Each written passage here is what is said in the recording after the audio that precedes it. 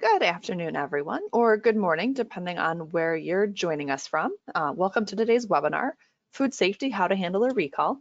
My name's Amy, and I'm a member of the marketing team at Perry Johnson Registrar's Food Safety, Inc. I'll be facilitating today's webinar and offering technical support to our speakers. Today, we're very excited to be welcoming back once again Jen Crandall of Safe Food en Route as our guest for the presentation, and I'll be introducing her to you all a little later on. Just before we get started, I wanted to go over a few housekeeping notes. To ensure audio quality on the call, all attendees are on mute. However, we do absolutely want to take your questions. So if you have a question or want some clarification on a point, you can go ahead and type whatever you have to say into the questions tab of the GoToWebinar control panel on your screen and click send. We will try to answer as many of these as we have time for at the end of the prepared slides. The most frequent two questions we get are usually, where can I get the slides, or will a recording be available? And the answer to both questions is yes, the slides will be available and we are recording the session. The slides will be available for download from the PJRFSI website, and the recording will be posted to the PJRFSI YouTube channel, so you can review that for free or share it with anyone who couldn't attend the live session. So this is just to show you where you'll find that questions tab. It might look a little different depending on what device you're on. You can just open up that tab, type your question in and click send, and we will, like I said, respond to as many as we can. And before I introduce our first speaker, we do have a quick polling question just to get an idea for who all is on the call today. All responses are anonymous, so feel free to answer however you feel best suits you. And the first question is your organization currently certified to a GFSI standard? Your options include, yes, we're certified with PJRFSI, yes, we're certified with another CB, we're not yet certified but looking to become certified, or maybe you're not interested in certification. So like I said, just go ahead and choose whatever suits you best, and we will roll right along in a few seconds once we get some more votes in.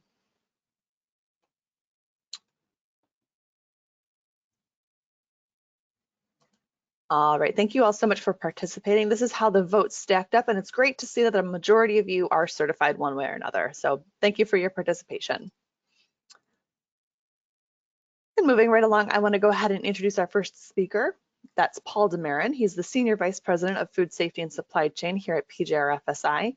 Paul joined us back in January of this year and has over 35 years of experience in the hospitality, service, and retail agri-food sectors. Before he came to PJRFSI, Paul worked for 15 years in the certification industry with clients in sectors from food safety and supply chain to brand protection and quality. He worked for many years in management system certification, and before that, Paul was a professional chef and a consultant for over 20 years in major hotel chains, restaurants, private golf courses, and food service organizations. So without further ado, I'm going to hand things over to Paul, and Paul, you can take it away whenever you're ready. Great, thank you very much, Amy. Welcome everyone. Thank you, Jennifer from Safe Food en Route, for joining us as well. We really appreciate everyone's time today. So before I pass the reins over to Jennifer here, I'm just going to give a very short overview of our organization. Of course, we're all still in the middle of the pandemic, and we're all going through our own challenges every day with our businesses and our families. So we just want to again, welcome everyone and thank you so much for your time. So let's just move forward here. I'm going to talk just for a minute about the organization as a whole. PJRFSI was founded in 2012. That was really as a result for the demand of certification, training, inspection in the food industry. We have been around for over 30 years, starting with PJR back in 1994. They were at the forefront of certification and registration from the very beginning. That side of our business is all of the management system standards, everything from automotive to aerospace, quality, environmental, you name it. We achieved our ANAB accreditation back in 1995, and we have been expanding overseas ever since.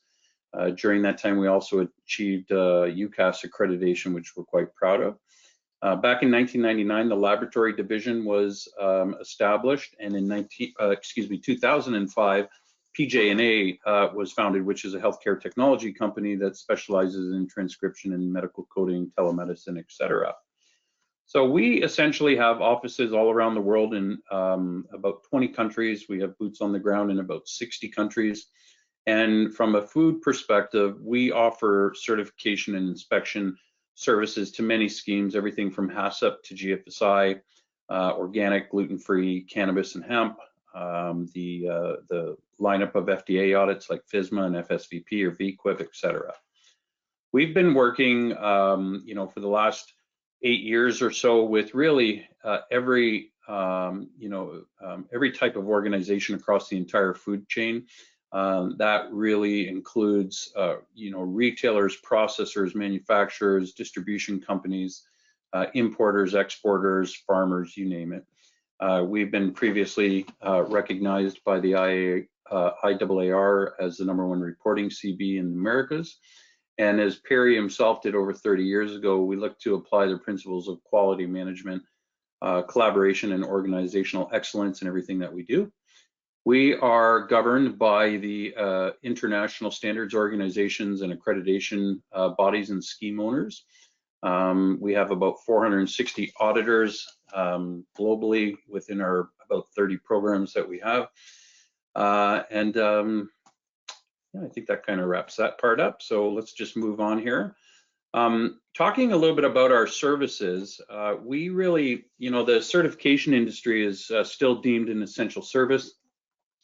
And really that's because food safety certification is based on the results of tests, inspections, and audits, and gives confidence to you and me as a consumer that an organization's products and systems are being evaluated against international and global standards.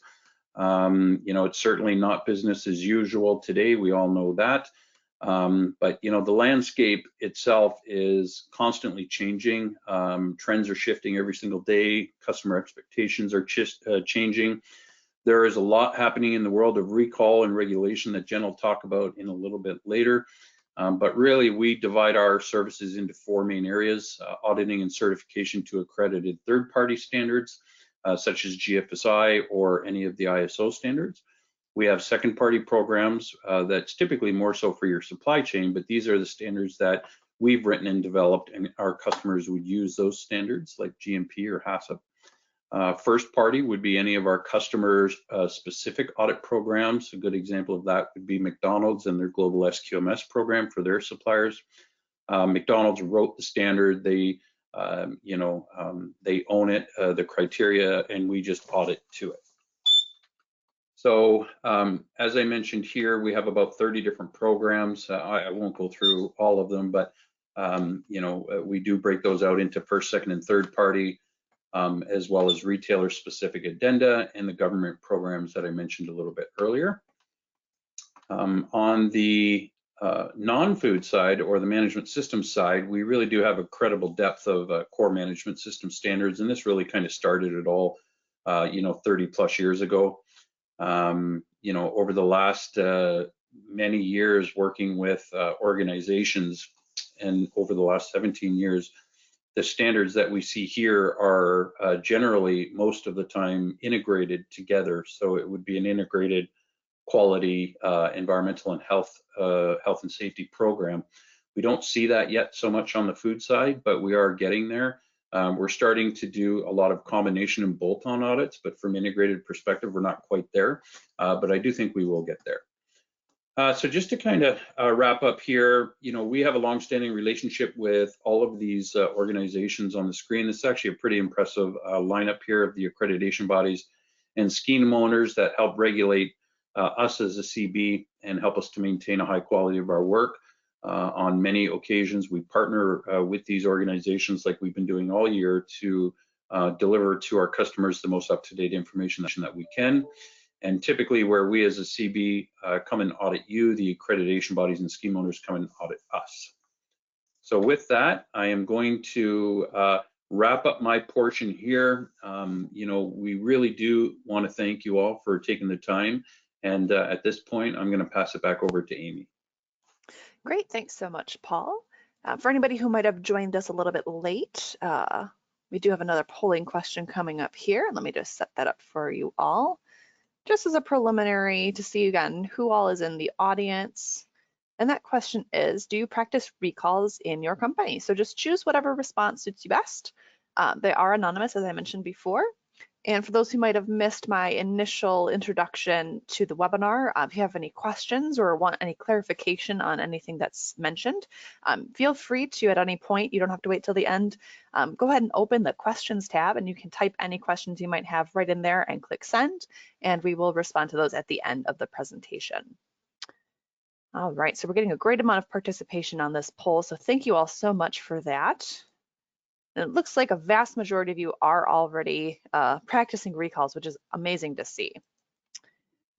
All right, and without further ado, I'm going to go ahead and introduce our main speaker today. That is Jen Crandall, the CEO and founder of Safe Food en Route.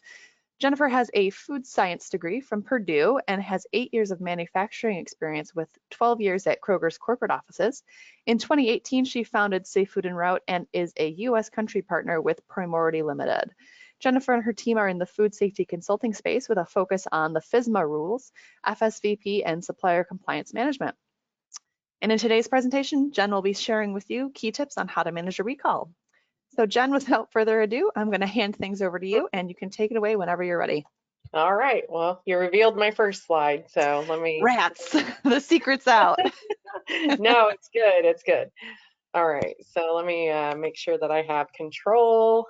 I should have probably practiced that again. Hold on. Oh, it's not letting me advance. There we go. Okay, sorry, had to make sure I could advance. Okay, so, oh no, a recall, now what? That's the title of the presentation, and I will thank you to Paul and Amy for bringing me in and having me as a guest speaker to lecture about some of these types of topics. I'll just jump in real quick and kind of restate some of what Safe Food en Route is about, just to, like, why am I qualified to talk about this? So again, I'm the CEO and founder of Safe Food en Route. Our main mission is to make corporate level food safety programs accessible to small and medium-sized businesses. We do this by working with companies like Perry Johnson Registrars and helping companies prepare for the types of audits that Paul was mentioning previously. So some of the GFSI benchmark audit schemes, we assist companies in that space. We have a strong focus on the importer relationships and helping importers with the foreign supplier verification program rule. And a lot of times what we're doing is reviewing the programs of the suppliers that are importing product into the United States through those importers. So we're looking at it being a qualified individual in the background of the importer. Part of that is looking at what is required of those audit schemes, and a big part of it is a recall. What I'm going to be talking about today are recall plan elements, and I'm very excited to see the polling results that 83% of you said that you do practice recalls in your facility. There were about 10% that said no and 7% that were unsure. So I'm going to kind of lump those 17% in together, and just I want you to think about as we go through, and if you have questions about it, please add that to the chat box, as Amy said, because I definitely want to make sure that companies of all types have some type of recall program. So before we jump into what happens when you have a recall, let's talk about what happens before you have a recall. I'm getting a lot of requests lately from not just manufacturing facilities, but the actual importers and agents to write recall policies for them. So this is coming up more and more, and with the FDA getting a little bit more engaged on the traceability requirements, and they're starting to roll out some of the pillars of smarter food safety. Some of the things that they're looking at is that you have good traceability programs and that you have a good recall program in place. So we'll also be covering some of the supporting programs, consequences, corrective actions, adjustments, and then we can discuss any questions that you have at the end. So things that I want you to think about first, like the cartoon really gives a good impression. Like, does anyone know where we keep the unwritten rules? If you don't have it written down, how your process is, what the recall plan is, then you are winging it, and that is a dangerous place to be. One of my team members has developed a recall policy for our clients, and one of the statements that she has on the bottom, and I think it's a great quote, and I am honestly not sure who is the source of it except for her, so I will give it credit to Emily Drucker, who put this together. Success of the plan relies on the proper execution of plan elements and up-to-date information. And that's a really true statement. So all of these elements that are in the plan policy that are lined up here on the left side of the screen, the recall committee member, the designations, the recall responsibility assignments, the key personnel and external contact info, recall procedures and communication templates. All of this type of recall documents, those need to be kept up to date. And if they're not kept up to date, you know, and just thinking about if you don't have those already in a binder somewhere that you have to reference, or in a, you know, if it's an electronic file somewhere that you have quick to reference, then you're kind of setting yourself up to not be prepared if a recall event happens. So what do you do for that? So let's just kind of dive into some of the other parts of it, not just the plan policy, but you know, who is responsible for things. So for roles, you need a recall coordinator and you need a recall committee. So what a recall coordinator does, they have the authority to, by management, to execute the activities of the recall. Do you know, as a person in your organization, do you know who is responsible for that right now? And I just want to just kind of pose those thoughts to you. Think about these things. And again, if you don't have this in place, then you might consider you need a recall policy. So, you know, who do you reach out for it? This person, just to give you an idea of what they're supposed to be doing, is assuring that the documentation of the recall decisions and actions are in a master recall file. So they're documenting things. They're initiating the formation of this recall committee. They're activating various components within the company for priority assistance. They make the recall decisions on behalf of the company. That's a pretty large liability to have to make the recall decisions on the company. They manage and coordinate the implementation of the company's recall. They keep management information at all stages of the recall, and they perform mock recalls. So some of those practice recalls that you mentioned before that you're engaged in, you know, that person who is initiating them, there's a good chance that they are part of that. They're probably in that recall coordinator position, or they're part of the team that is executing it. So a recall committee has a little bit different functions than the recall coordinator, and that includes the management administration, and it makes up, there's a lot of different people that might fall into that group as well. So that's a kind of a cross-functional team from the company. So you might have somebody in management, you might have somebody that, the recall coordinator, which a lot of times falls on a quality assurance manager in a manufacturing plant. You might have somebody from accounting. You probably have somebody from consumer affairs or public relations, customer service, somebody who is familiar with the logistics and supply chain, somebody in IT, legal counsel possibly, marketing, operations. There's so many more that we could list, and I don't want to just read an entire list to you, but I want you to be mindful that the cross functions of these roles are important to bring into the recall plan and making sure that it's executed well. If you don't know how much product was produced, you know, looking at it from a production perspective, if you don't know how much product was produced that day, or how much ingredient that maybe an ingredient triggers a recall to go into effect, you have to know where that ingredient went. And if you don't know where it went, then you're going to run into some concerns. So the recall coordinator is going to go into assigning responsibilities. They're going to, like I mentioned, initiate the recall. They're going to assemble the team. They establish that distribution list. I'm just kind of skipping through because I did just read this list to you a minute ago. But that's a lot of the responsibilities that fall onto that person are going to be in this role, but they're also recording all this. So it's really good to have a template in place that you are filling in this information. And again, kind of going back to that first slide idea of, you know, does anyone know where we keep the unwritten rules? If the rules are not written, if you do not have that policy written and in place and a template in place, then chances are you are winging it. You're going to miss something. So you want to make sure that you're covering all of these areas. So supporting programs, I think, are where the majority of it is with recalls. A recall plan is not hard to write, but do you have supporting programs that help you to be able to execute it well? I think this is at a point where I might have thrown a polling question in. I sure did. So go ahead and turn it over to Amy so she can do the polling question for me.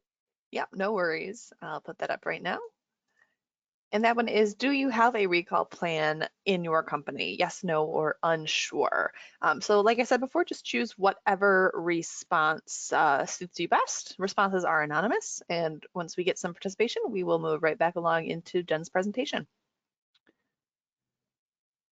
Well, that's fast. 80% of you have already participated. Right. So thank you all so much for that quick response. Wow, nice. You guys are on it today. Well, not just on it. They are really, you guys are already very prepared. That's great. Yeah, so I don't even need to talk. Do we just need to have conversation and questions about the recall plan? No, let's jump in, and I'll take that back over. Let's talk about the supporting programs, because I think this is where a lot of the meat and potatoes are to a recall plan. So again, you need to have some type of policy around mock recalls. A lot of you mentioned that you're already conducting mock recalls, and a lot of you just mentioned, almost 90% of you mentioned that you do have a recall plan. So that's great, fabulous. Do you have these types of supporting programs that are surrounding it? Do you have a complaint management policy? Again, a mock recall, and just going back to the first one, you guys are doing this. Are you doing it annually? How often are you doing it? Practice doesn't make perfect. It means you're prepared. You must practice your procedures often so you are prepared if the event does happen. So it's just good to do it. A lot of companies do this on an annual basis, depending on the way their policy is written. And I would have to, you know, depending on the audit schemes that people are following, there might be varying amounts that are required, depending on if it's SQF, BRC, and I couldn't tell you quoting them without going into each one of them, but a majority of them require that you do it at least once a year.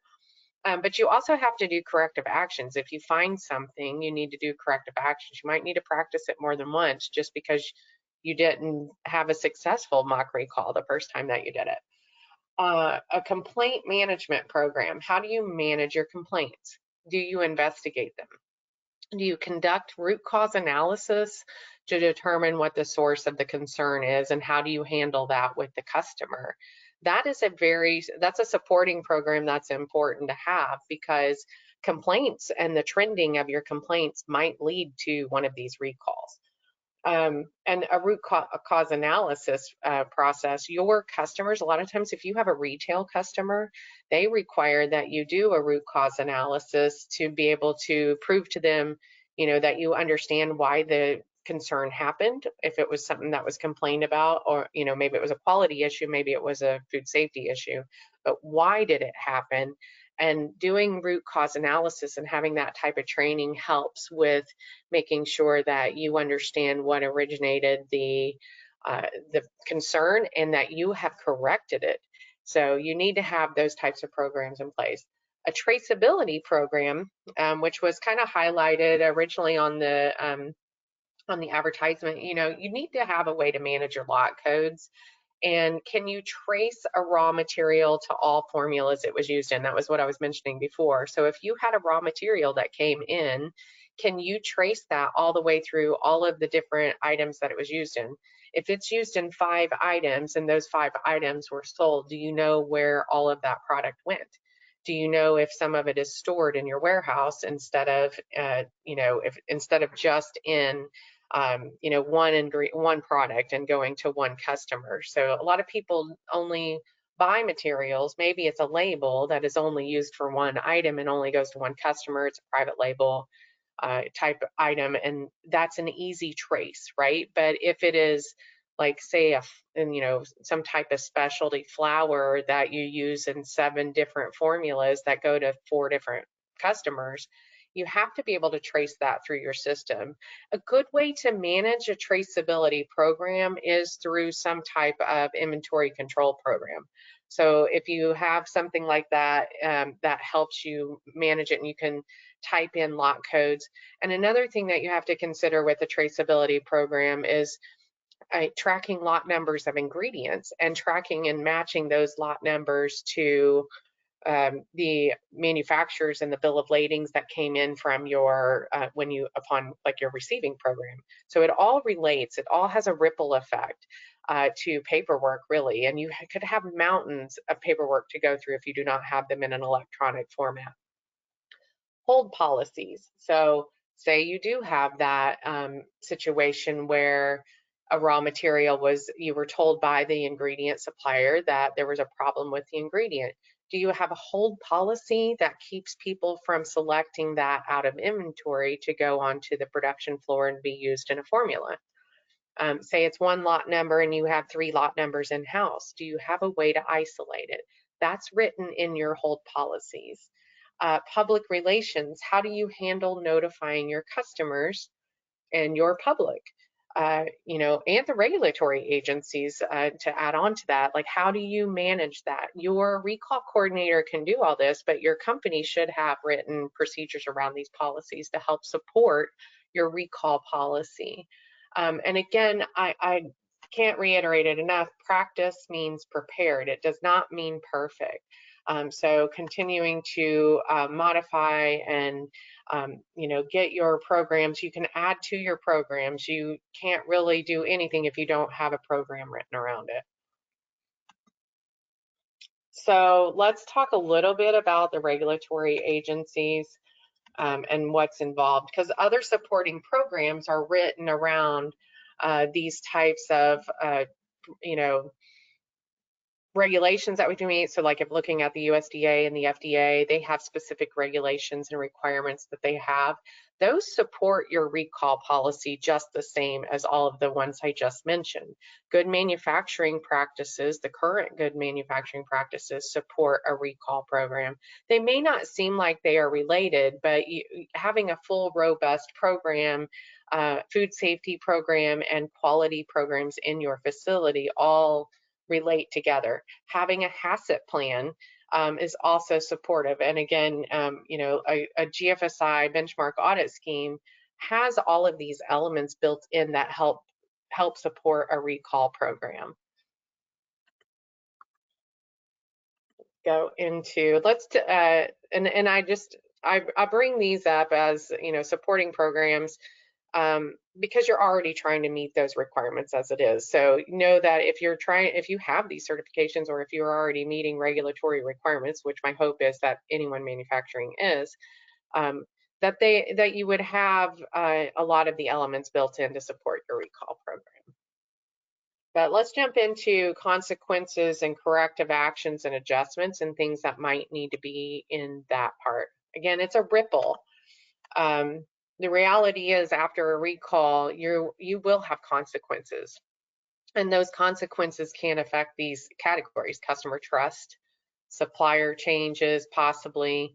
You might have regulatory inspections because of it. You might have public scrutiny and legal concerns that follow. So again, going back to the public relations, the customer relations, knowing how you're going to react and how you're going to behave helps you execute your recall well. And notice that so far I've basically said everything that is taken to be prepared for a recall. Because if you already have experienced a recall and don't have these things in place, then you already know how painful that process was. It's a little less painful when you have preparedness. So on the corrective actions that you might encounter, you basically have to identify all product. So like, let's say you had the incident, you had the recall happens, and you have to make a decision. You need to identify all affected product quickly. You need to rebuild that customer trust with corrective action. That's what helps build it. Remember, I mentioned before that customers are going to ask for a root cause analysis. The large retailers, the large wholesalers, they're all going to want to know what you're doing, and they're going to want to see it in effect.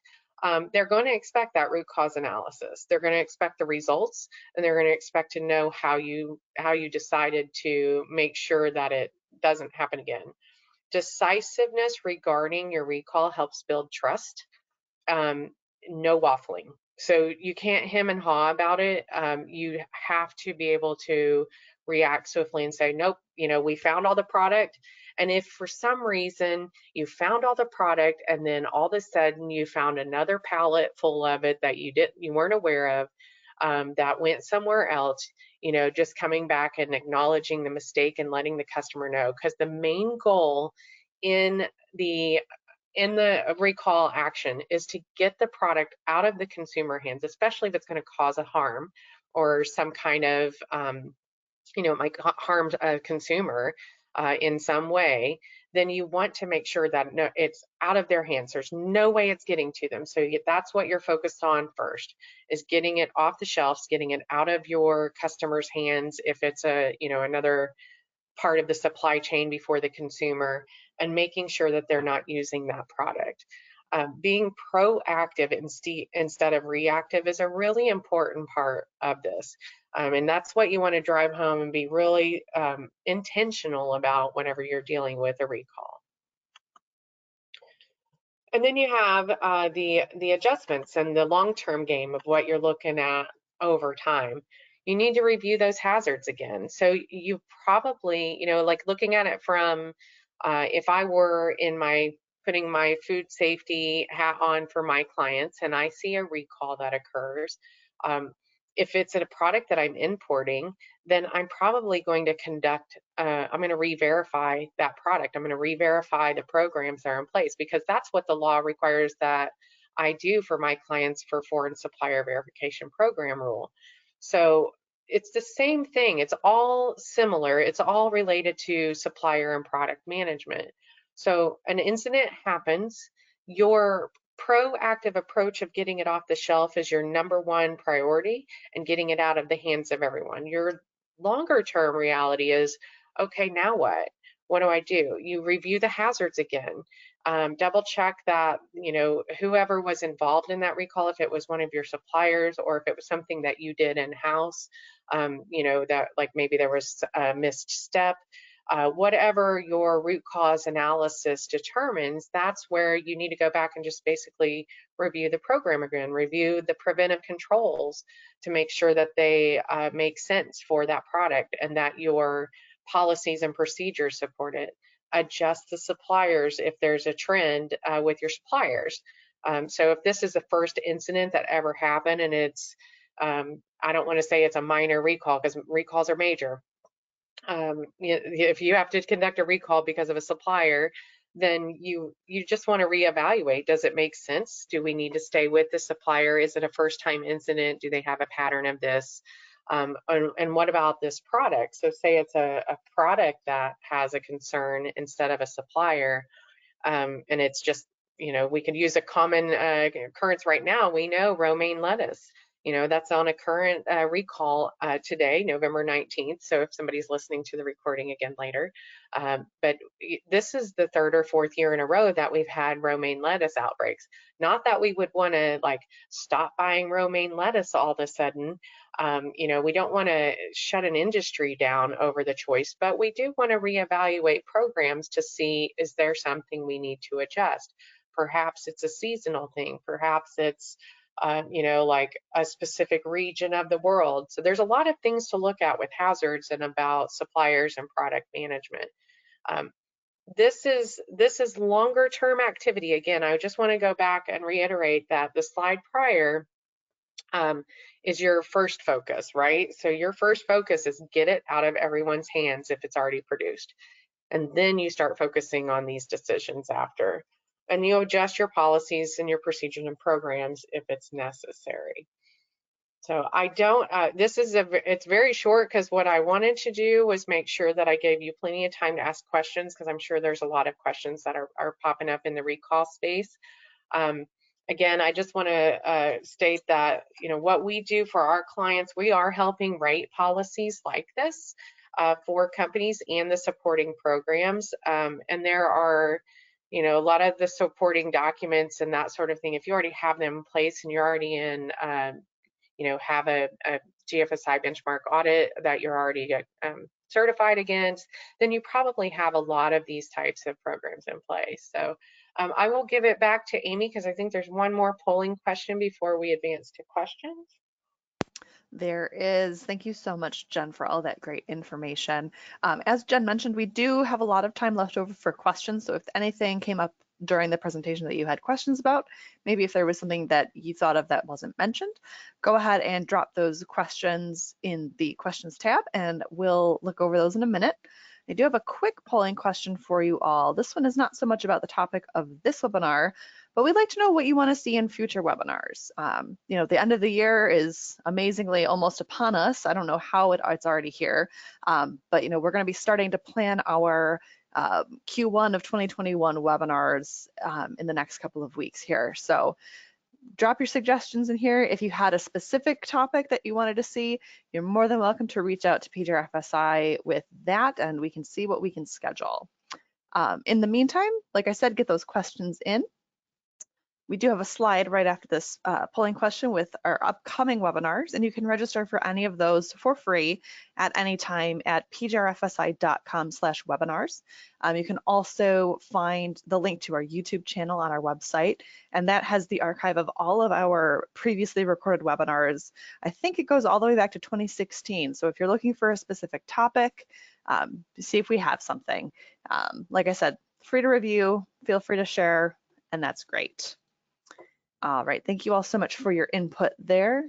And like I said, we've got coming up in 2 weeks, Jackie Southey from FSSC on the protection of food supply chain and continuous improvement through FSMS. So that should be an exciting topic. And then the GRMA virtual summit closing will also be coming up the day after that webinar, actually. All right.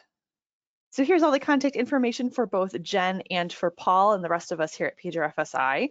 So as I said, if you had any specific webinar topics you wanted to suggest, any feedback, please feel free to send that over. And let me go ahead and open the questions tab, and let's see who's got questions. All right, let me see here. All right, we've got a question here from Sherry. Let's see, in general, what types of products are recalled the most often, and how do the recalls affect the organization? Holy moly, that's a loaded question.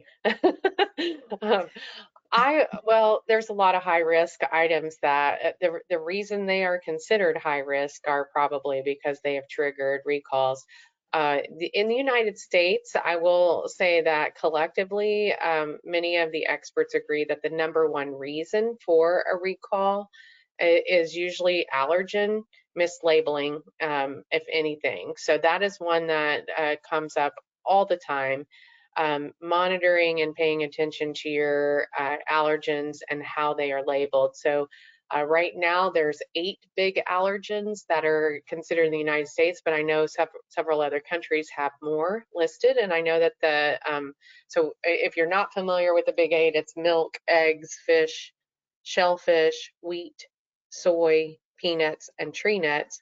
But we are also getting some legislation, and there's some movement in it to get sesame seeds added to the top allergens. And what that means is that the United States recognizes these allergens as being a big reason for health concerns whenever they are consumed. And if you notice that I said like tree nuts as a category, that encompasses a lot of different types of nuts, where it might be walnuts, hazelnuts, almonds, and actually covers pecans, which isn't technically, well, no, pecans are a tree, So it has a lot of variety in there, but the programs that you would have to write to manage your allergens, things to think about would be an allergen control policy.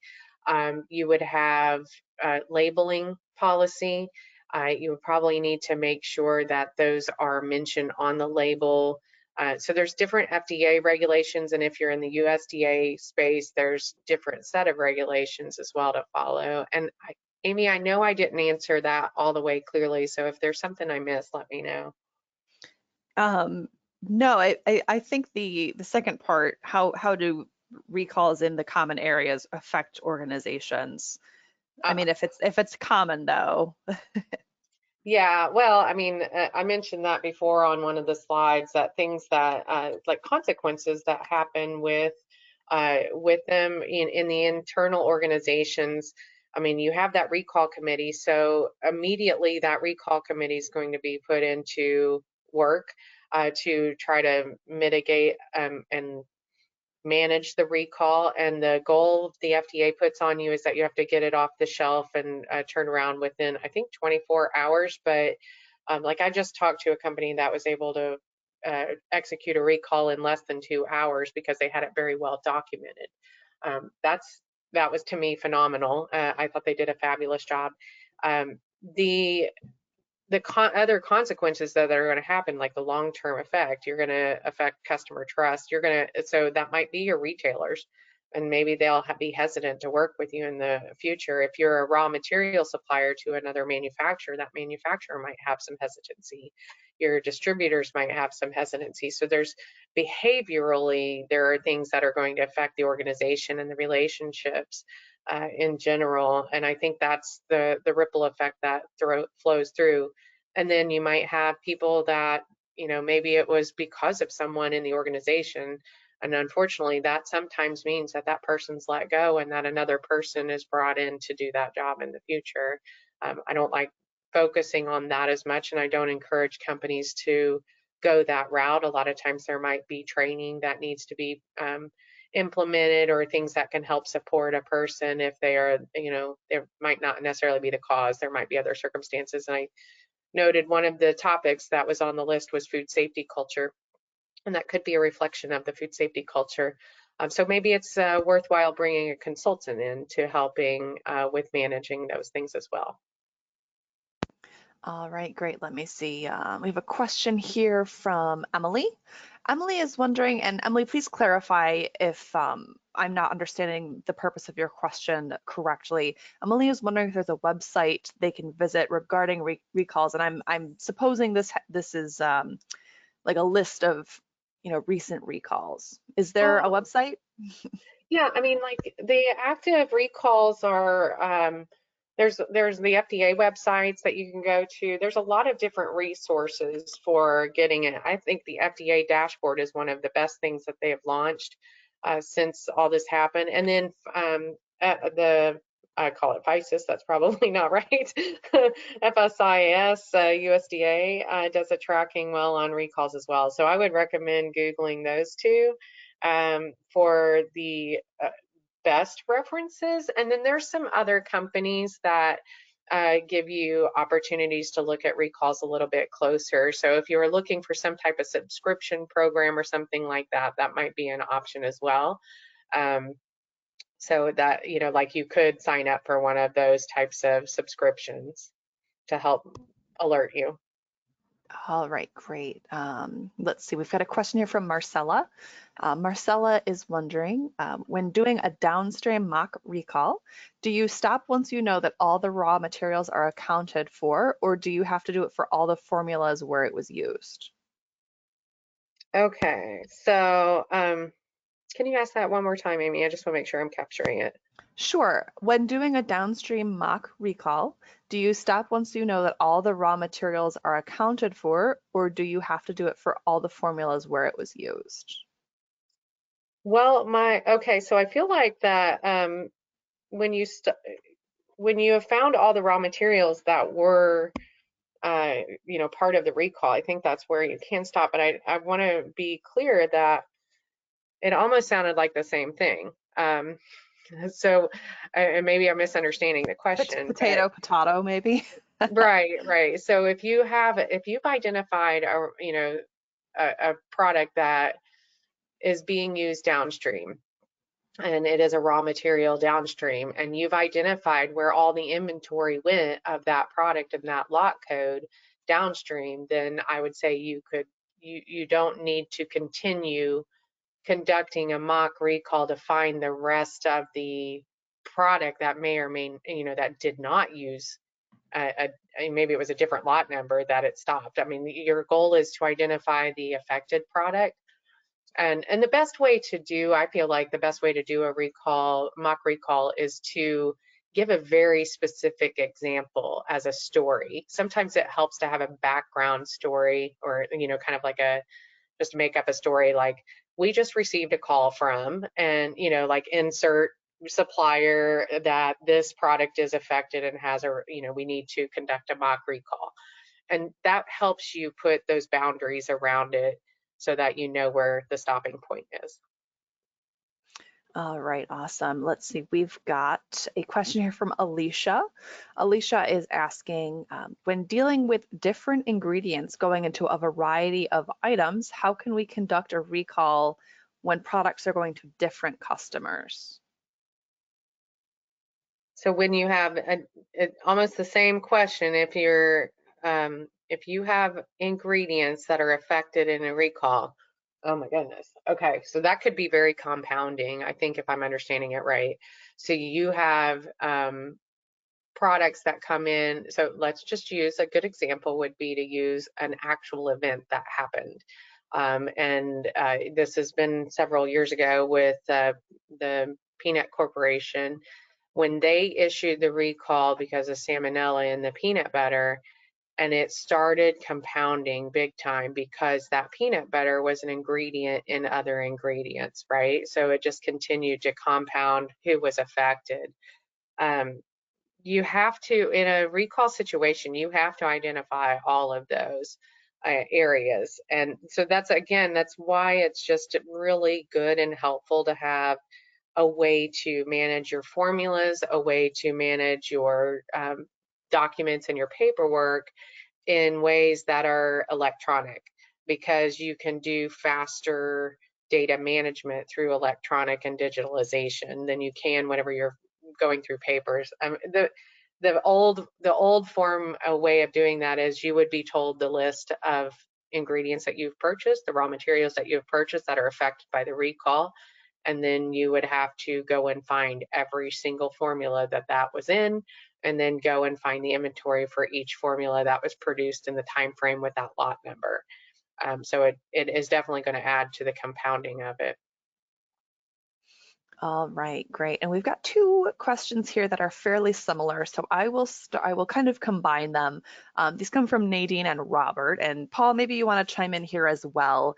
The question is regarding software or other applications that can be used to simplify recall plans or organize them better, since paperwork can get a little bit out of hand in terms of volume. So are there any products on the market in terms of software applications that can help organize mock recalls or recall plans?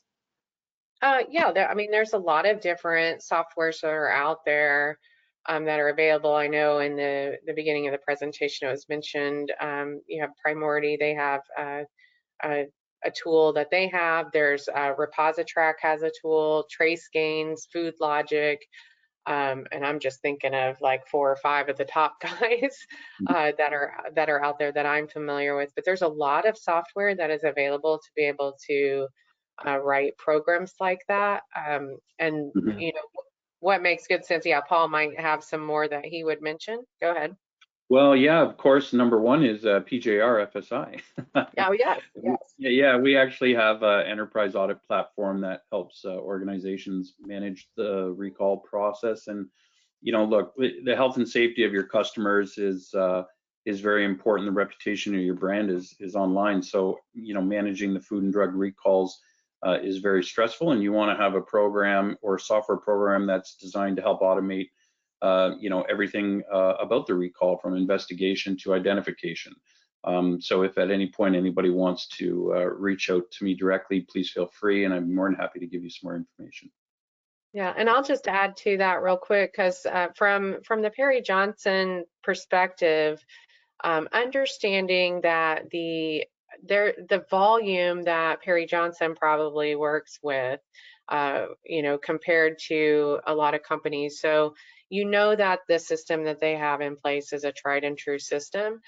So it's very like not just trying to push people towards Paul and to his team, but what they have designed and developed is going to be able to help handle a large volume, in my opinion.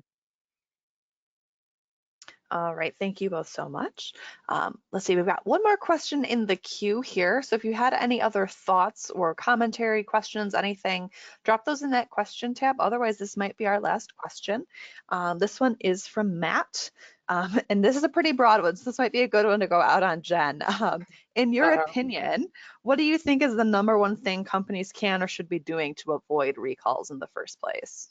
Oh my goodness. Yeah, it's a pretty wide angle lens. It is. But I will say, I've done a presentation with Perry Johnson Registrar in the past about leadership. So, talking about GFSI and third-party audits and leadership commitment. And I will say that the #1 thing that I see helping companies be prepared is good leadership for investing. And I don't mean leadership like who is hired as a manager. I mean the very top, and having that mindset, that approach of customer first, of having the idea that you need to be, we need to have the best people in place, the best programs in place. And it doesn't have to be the most expensive things. It's more about, being prepared and having the programs that meet your customer requirements, and supporting those by putting money to them, by putting the right people in them, giving those people opportunity to get training. So that kind of falls into a leadership commitment and a food safety culture approach. So even though it's not necessarily like, yes, check off a box, you have a recall plan, it's a lot more than just a recall plan. All right, perfect. Thanks so much, Jen, for all of this great information and for answering all these questions. If you had a question, maybe you were a little too shy to ask it, or if it was a little too specific to your situation that you didn't want to ask live on the air, you can go ahead and send those questions either to Jen or to PJRFSI, and we will definitely get it to someone who can supply you with an answer for that question. If that's all for questions, I'm going to say we'll wrap things up. Jen, any parting words of wisdom for the audience today? Nope. I wish you all well and recall free. Thank you for your attention and your time. And again, thank you to PJR for allowing me to be one of your presenters and webinar partners. Thank you very much, everyone. Appreciate it. Thank you, Jen. Thank you, Amy. All right, thank you guys all so much for your time and attention today. As I mentioned before, the slides from today's presentation and a recording will be available usually within 24 to 48 hours of the end of the broadcast from our website and our YouTube channel. So go ahead and check those out if you get a chance. So yeah, I'll just leave it at that, and I will just say stay safe and stay healthy out there, and we'll hopefully see you all in the next webinar. Have a great day. All right, thank you.